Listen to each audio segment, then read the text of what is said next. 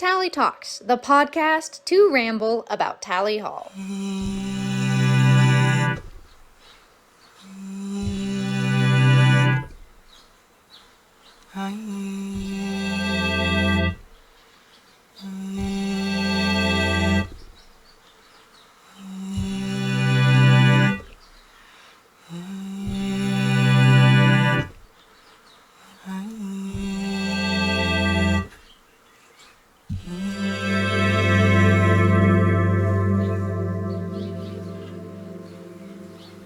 Wishing on a star for another day, wishing that the steps hadn't flown away.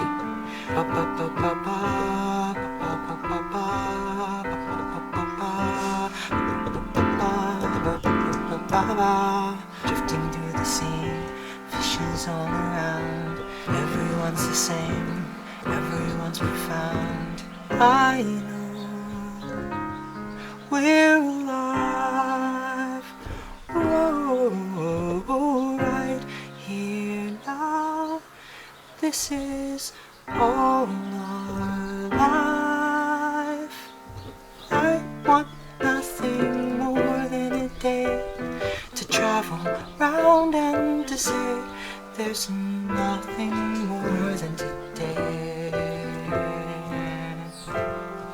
Sitting by a tree, missing all around, right beside the earth, keeping to the ground, beginning now to see that all this here is real. Welcoming the day, this is the appeal. I know we're alive. I'm right here now. This is all my life. I want nothing more than a day to travel round and to say there's nothing more than today.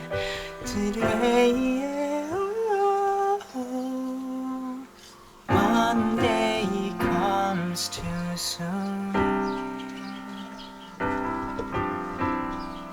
and Saturday's left saying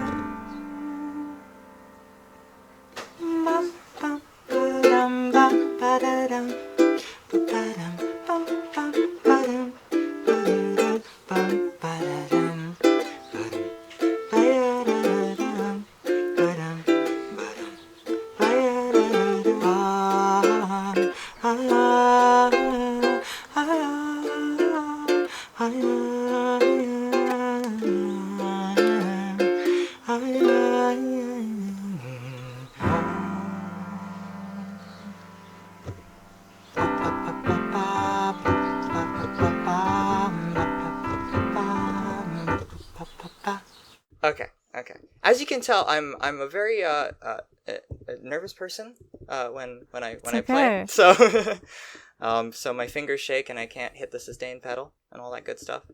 It's all good. I'm still very honored. I mean, like, it's still very impressive. Thanks for doing it. Like, for real. I am pumped.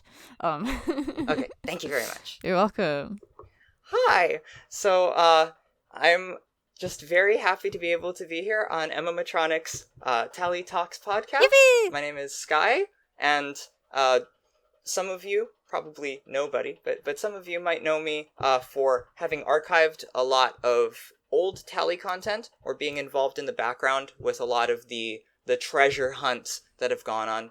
Really, everything that comes out of Tally Hall is in fact a treasure, and so all of the preservation that this community has done, I think, really outrivals any other media conservation effort from any fan base? I really think so. Obviously, I'm not attuned to every single fan base out there, but this is special. You know that this is special. Otherwise, you wouldn't be watching this podcast. Anyway, so really happy to be here and to talk and other things. Yeah. Like sing, as I just did. Yeah. I don't know what else can come out of my mouth. Vomit. I can do that. Too. Maybe not today. But yeah, but the cover, I guess you could say a cover. I don't even know if you would call it a cover by that point. I know. What do you even call it at this point? Yeah, do you want to explain it? It's the artist's recreation of what it was like at the scene of the crime, essentially. So this was done as a gift. Oh, yeah. Actually, I should go get the Manila folder. I'll show you the Manila folder. Okay, so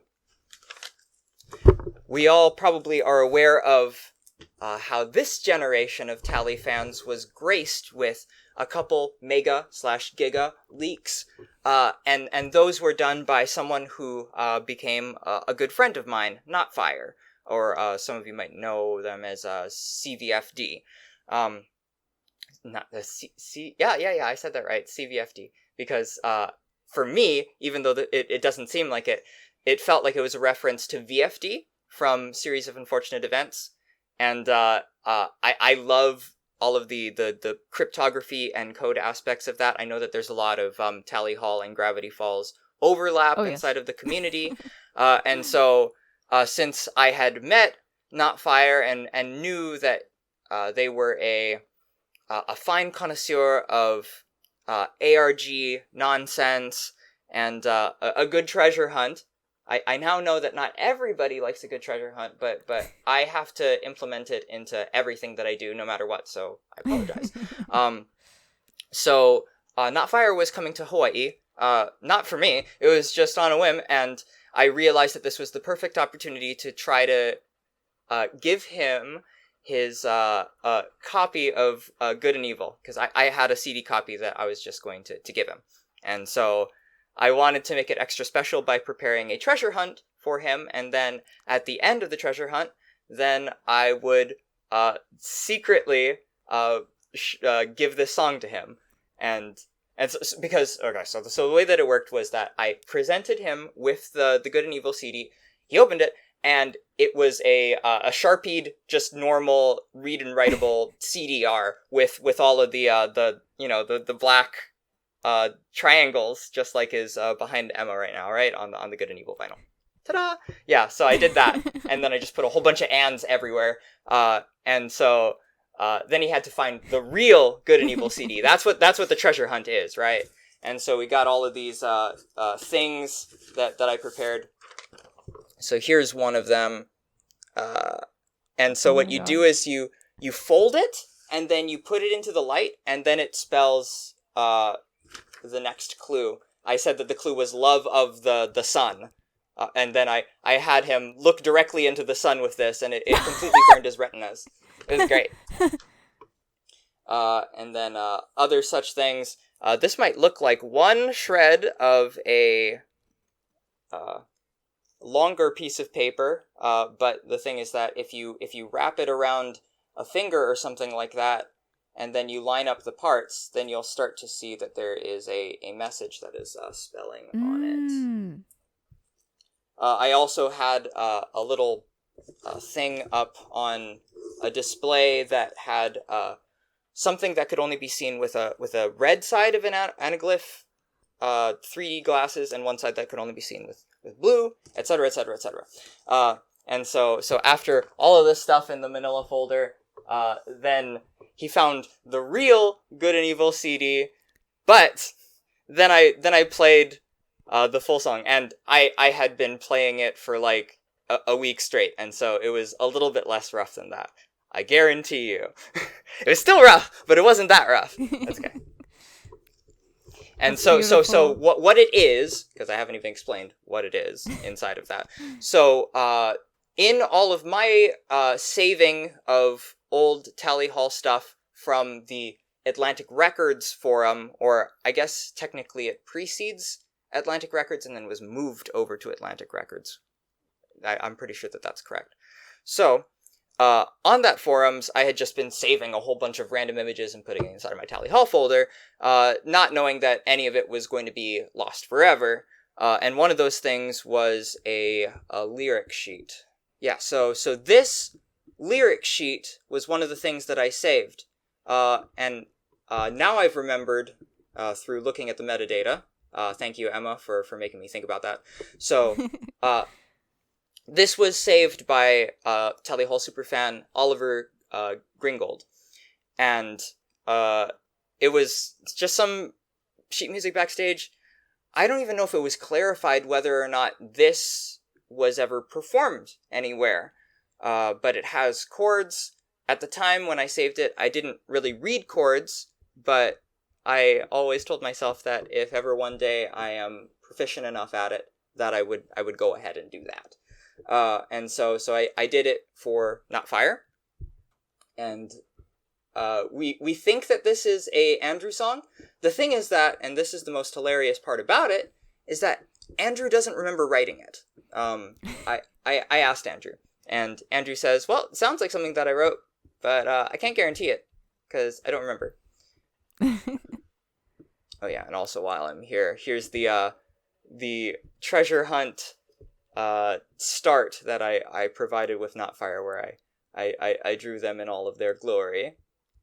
Oh my gosh. And it says, you are world-class archivist, gig-leaker extraordinaire, and acclaimed anti-arsonist, agent codename VFD. You're in search of answers to your latest, greatest mystery.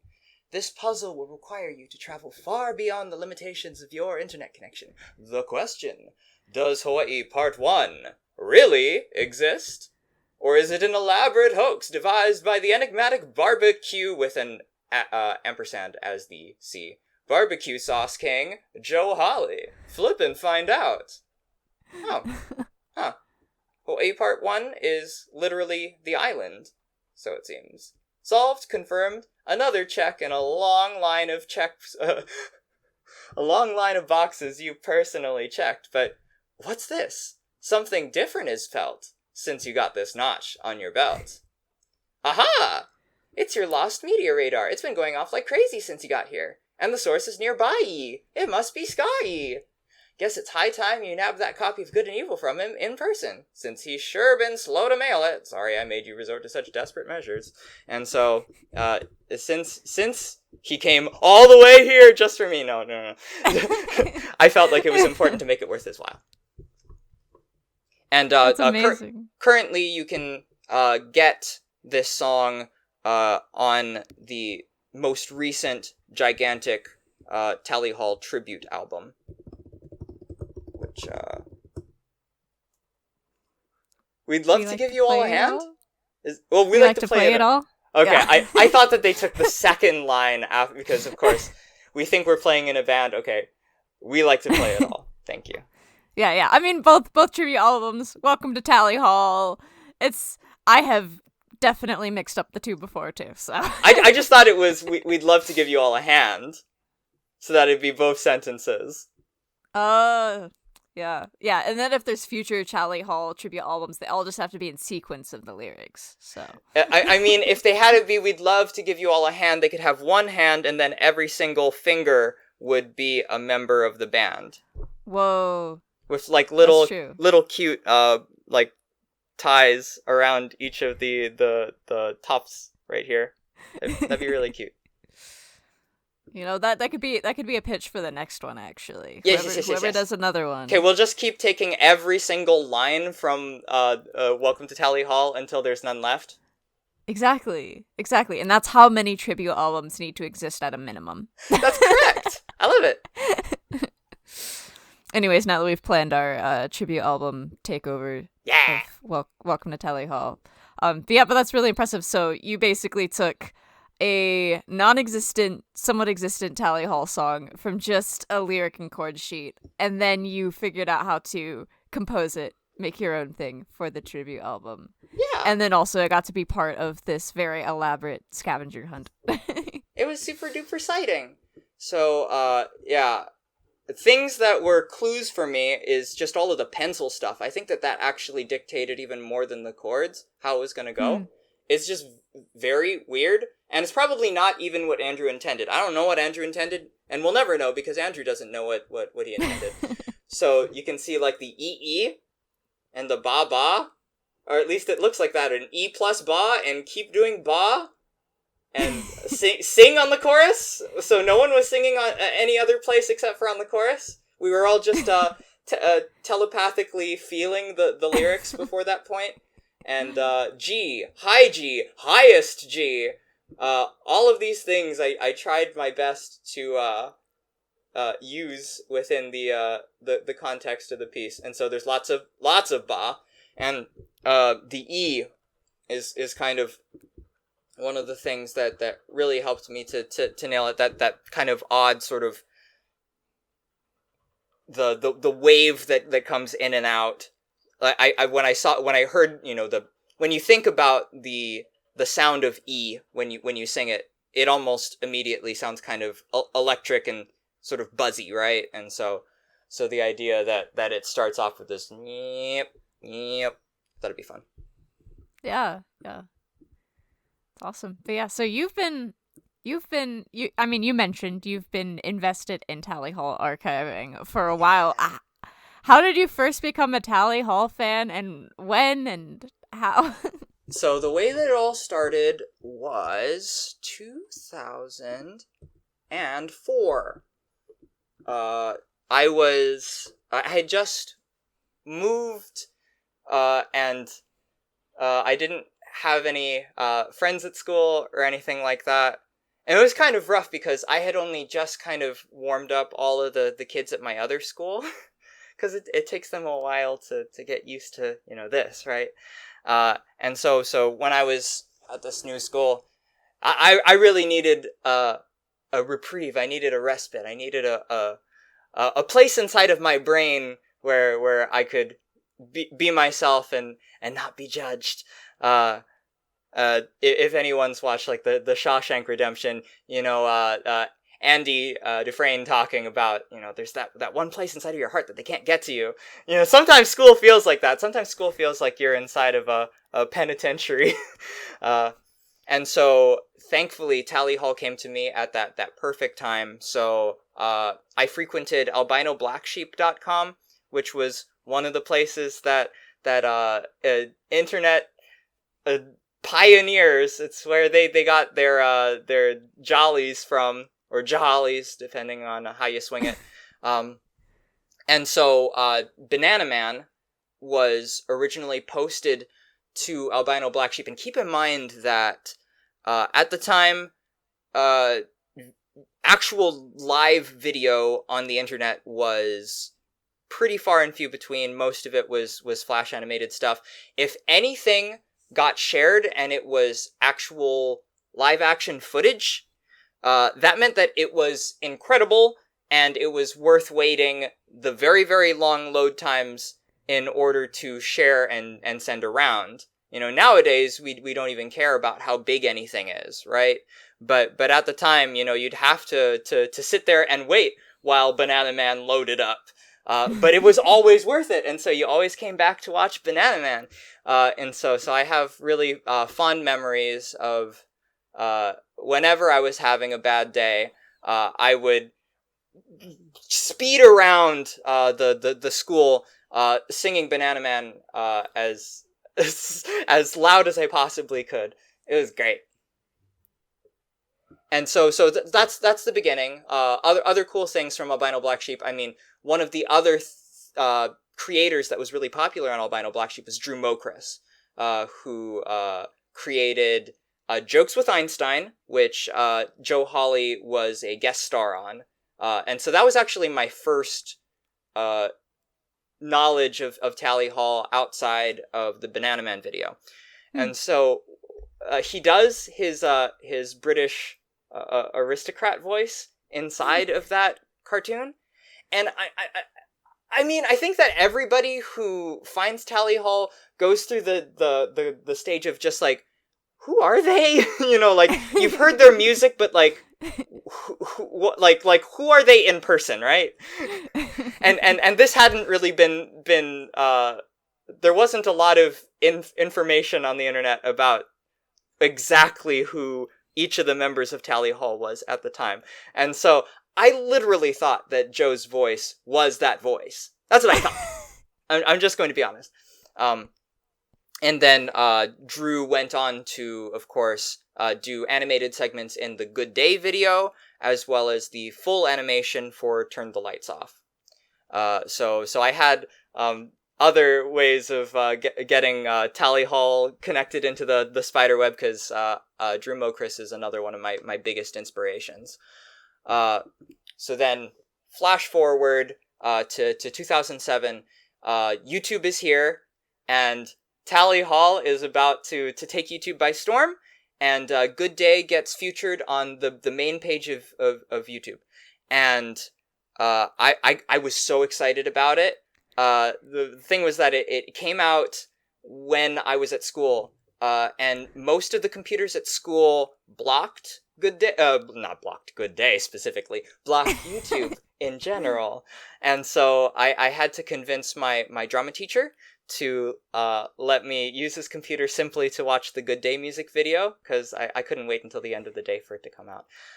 And that's when I I think that's really the clincher, where I realized, I want to know everything about this band. And so I've been in it for the long haul since then. With everything that I love, I try to download and preserve all the things that I possibly can. I also try to do that within reason, because drives fill up really fast, and I don't want to be a the equivalent of the hoarder who has all of the cardboard boxes inside of their car or something like that. Just save stuff that sparks joy, right? You don't make yourself go crazy. But the good thing is that a lot of that stuff has ended up being useful. There are many regrets along the way. There are some things that people have yet to unearth again from the Tally Hall YouTube channel since it was deleted, and that's a real shame. I wish that I could, give you all of my memories so that you could experience it with me. But I do the best that I can in the background to make sure that you get all that you possibly can from this wonderful spring of life that is this band. I think I remember on one of your YouTube channels that you had tried recreating at least one of the skits, the Doors skit. That's right, the Doors skit. And as I said, everything that I make is a treasure hunt. And so if you go on the Doors skit, there is a special page that's hidden inside of that video that leads to another special page that leads to another special page. And it's all full of Tally Hall goodness. Let's go. The whole ARG. Yeah. The thing is that I would have already put out a video for this song, For All Our Life, if it wasn't for the fact that I am just heavily ambitious. And so just like I did with Taken for a Ride, there's going to be a video along with an ARG and lots and lots of bonus tracks and all of that stuff. But it hasn't happened yet. That's awesome. Things to look forward to then. Yeah. And until then, it's just the song is just sneakily dripping into the community.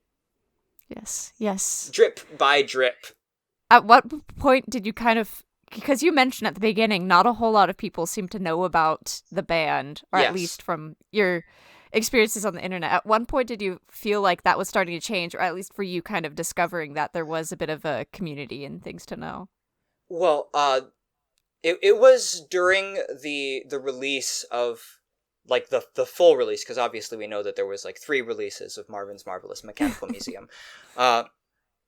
So during that release, we had double forum action going on at the time. We had Hidden in the Sands forum, which is still available primarily in a read-only format for preservation's sake. And then there was, as we said, the Atlantic Records forum. And so once Good Day hit YouTube and they started to fully publicize themselves as well as their record, as if it was the first time that they put it out, even though it wasn't the first time that they put it out.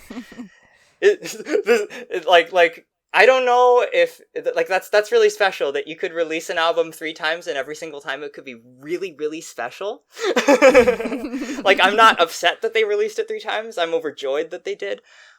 So it was during that time that finally there was a lot of sort of ways to get into the band and to find the community that had been holding them up for so long. In general, I tend to be the sort of person, and you know the type, who go into a Discord and then never say anything. So I love to be in the background primarily until I feel like I can be of use in some way. I think that's my main thing. Because I get overwhelmed by the amount of talking that takes place, especially in like back in the AIM days. I would stay away from the big chat rooms because I could not handle the amount of people talking. I like to, if even that, I like to talk with just one-on-one. And so it's not that I don't want to be involved. It's just that I would rather just get to know people personally, really. Yeah. But I was on the Hidden in the Sand forum. I was encouraged by Cause to submit my Hidden in the Sand cover video to the Hidden in the Sand video contest. And so I got involved in that way. Me and Cause emailed every now and again. I really admired him for being able to. Well, as I've said before, it's really hard, especially nowadays, to find a grassroots community that has leadership that is absolutely dedicated to ensuring that the young people who are inside of the community feel like they have a place where they can express themselves. I know that it wasn't easy at first for him, especially when the community began to go through eras and change, for him to deal with all the youngins. But if anybody saw him there inside of the Hidden in the Sand Discord, just answering everybody's questions, even when they'd been answered a million times before. I mean, like that's a real testament to his realizing that this was not about him, right? That there was so many people who were just there to show their love, and that he had something to give in that situation, right? And so I'm grateful that we still have Hidden in the Sand. We really are in the similar position as Cause, right? You know, we're the people who are going to be contacted with a million questions by someone who is 10 years younger than us eventually.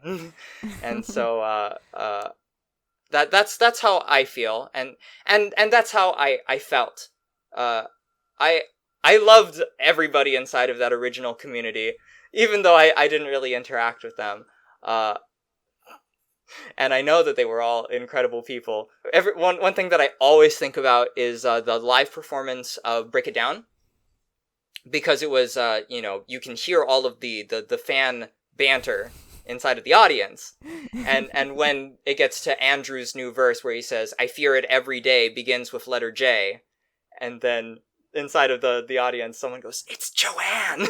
So like I know that Oliver, Joanne, Jenny, that they were all and continue to be, wherever they are, in a better place. No, that they're all incredible people who, I mean, in many cases were best friends to the band, in a way that just wouldn't be feasible nowadays, obviously. And there's something wonderful about that, but honestly, like, this is even more wonderful in so many other ways. What are some ways you feel like you've definitely seen, like, because you mentioned there's kind of like different eras of the Tally Hall fandom, like from being just like observing the fandom so long, what are some things that you've noticed, things that you found interesting over the years? Okay, so as we said, started out with people who were the Boras, because honestly, every single one of the Tally Hall superfans at the beginning are, in essence, part of the band forever, right? And actually, more so than other bands, I would say that all of us Purple Ties, because they gave us a tie, right? That if we contribute, we really are part of the band too, which is a really beautiful thing. So we started with the Boras, which are like, okay, so orange is a compliment. No, it's secondary, secondary, right? And then there's tertiary. Is that right? Is that how that goes? Yeah, primary, secondary, and tertiary.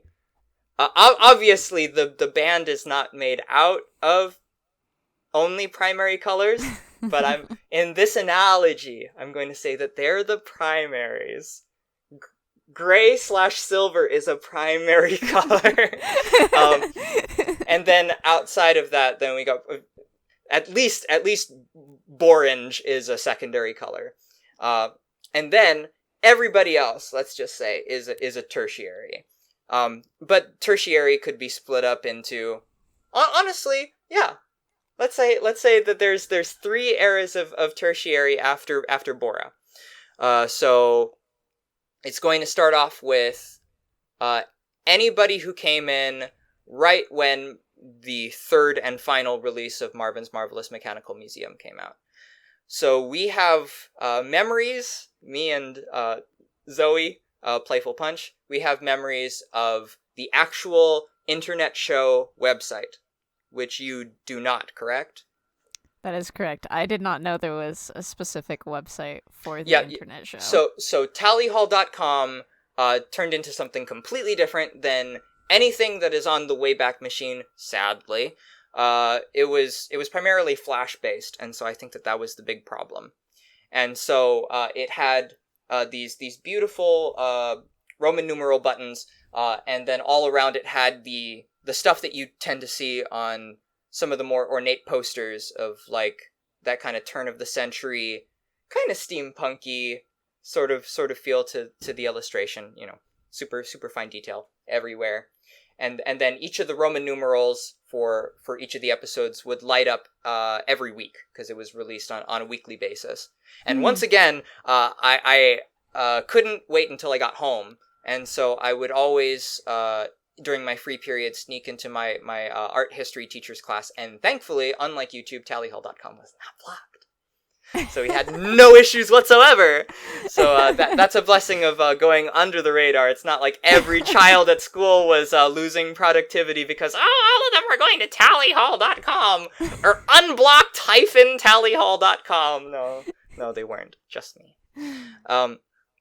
And you can imagine just the absolute joy of every single week having something of that quality. And it's crazy because like, I don't know if anybody has ever done sketch comedy better to me than Tally Hall, and that's hilarious. Like, it's just their secondary thing, but it is perfectly sincere and I, like, from the heart. It's not afraid to not be funny. I think that's one of the things. It's more so that they want to inhabit a really interesting mind space throughout the entire show. Okay, but I'm losing track of where I was. Okay, so the internet show era. Let's just call it that. It's the publicity everywhere. Lots of videos and interview segments that are going to be lost within the next 5 years. Okay, so then Marvin's Marvelous Mechanical Museum, internet show, That's one. Internet show disappears from the internet entirely for a moment. And then that's another group. And then after that, all of the other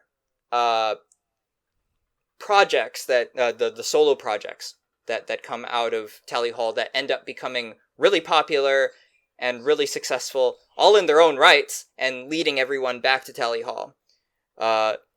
Maybe I would just dub this the Shia LaBeouf era.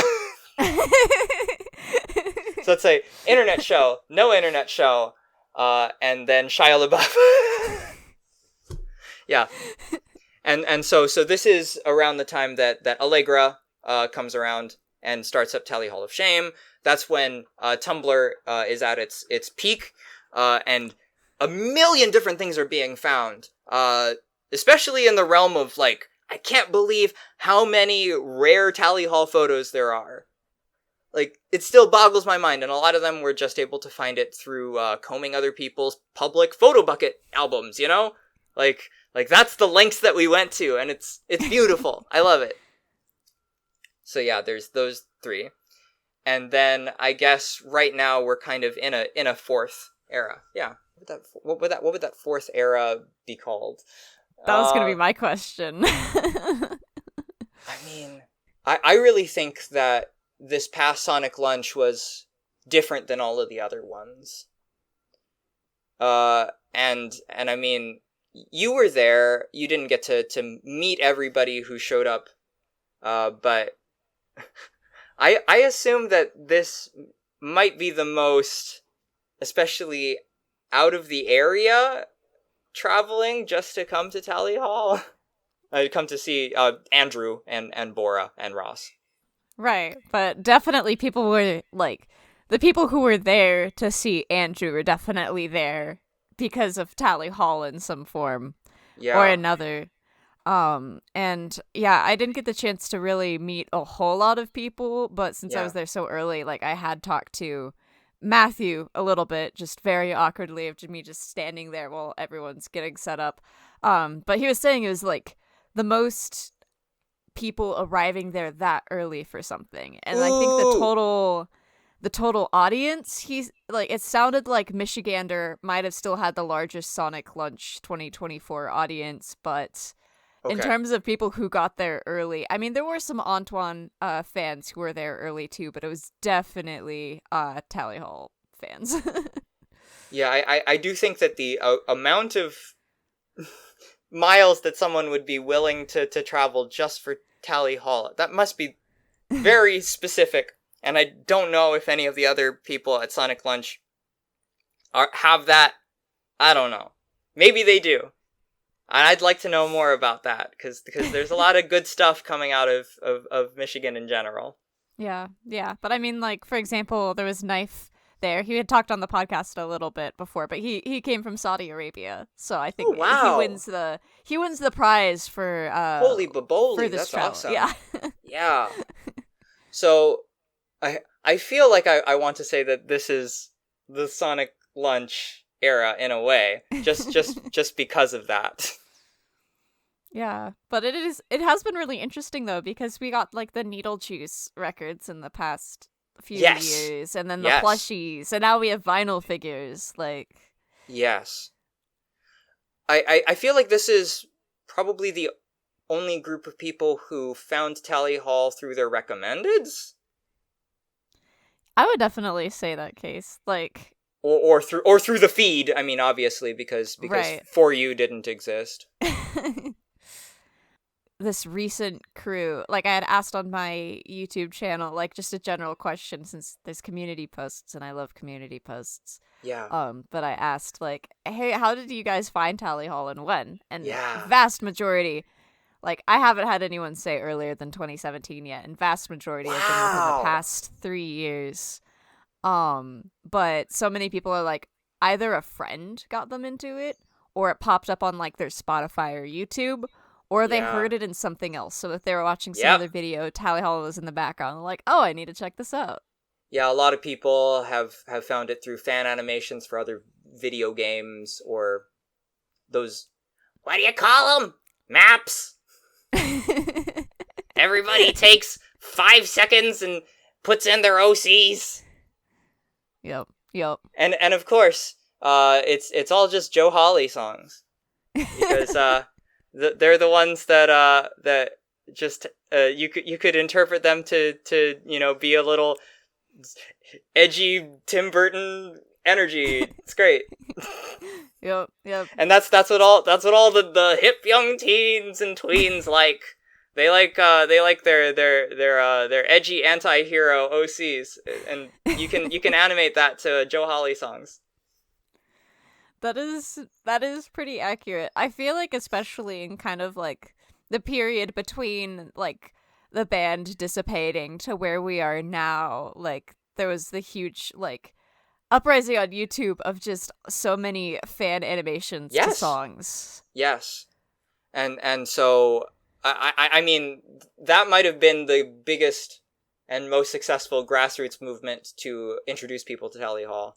So I told you that Marcy, for a long time, she ran a Tumblr blog called "And Still Nobody Listens to Tally Hall," and posted every time that there had been some kind of mention of Tally Hall in an outlet that is pretty out there and successful. Of course, and pretty much everything was Shia LaBeouf during that time. Right. It's like everybody was posting Shia LaBeouf and fan animations of Shia LaBeouf, famous YouTubers posting Shia LaBeouf, and still nobody listens to Tally Hall. And so in that time, even though there was a lot of the solo projects getting successful, a lot of times it actually didn't end up leading people back to Tally Hall.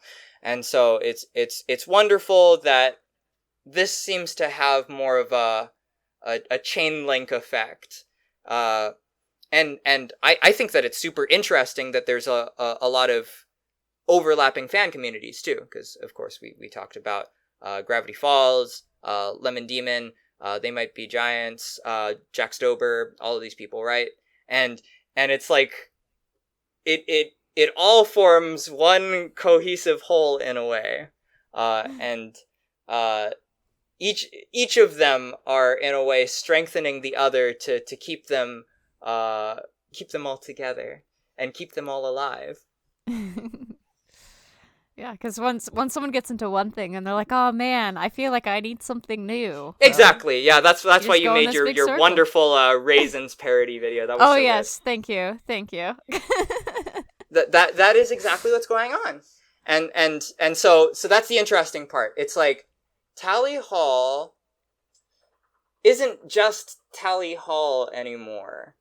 It's this springboard for all of these tastes. It's helped to bring lots of different friends together who otherwise wouldn't beat each other. And whether or not there's ever going to be any more present day Tally Hall content doesn't necessarily mean that there isn't a Tally Hall.